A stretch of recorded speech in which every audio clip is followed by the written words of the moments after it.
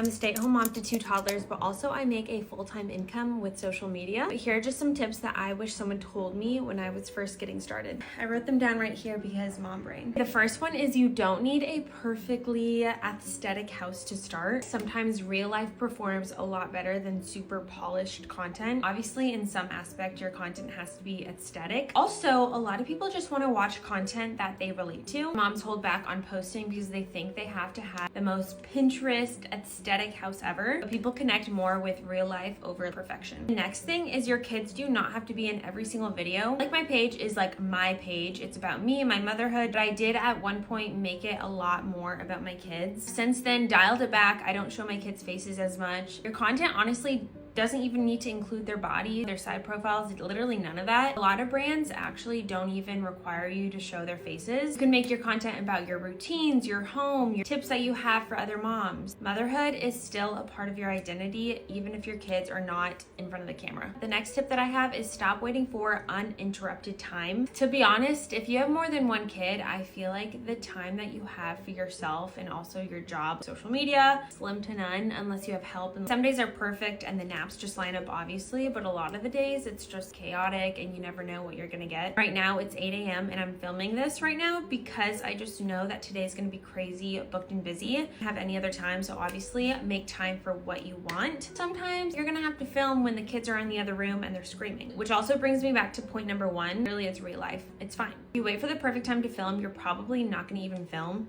so just do it. Next tip that I have is something that a lot of moms DM me about. Oh, the social media world is just so oversaturated. Everyone posts this kind of stuff. Remember, nobody posts content like you do unless you're a copycat and you just copy every single word and content, whatever. No one has your exact personality, humor, voice, or even how you talk to people. People don't really follow content because of the content. They follow the content because of you. The last tip that I have is about batching content. Some days you're gonna feel super motivated, creative. You're gonna wanna film every second of the day. But a lot of the days, which is just mom life and real life, you're not gonna wanna film. You're not gonna wanna show your face on camera. On the days that you feel creative and cute, make sure you're batching your content and just setting yourself up for success for the week. If you post once a week and then nothing, you're not gonna grow. You're not gonna be pushed out in the algorithm. Your future self will thank you, especially on those super busy, exhausting days. Like I said, I might make a part 2. Just let me know if you guys like these type of videos. I don't have all the answers and I'm still trying to figure out what works best for my page, but just some tips that have helped me along the way and get to where I am. Love you guys.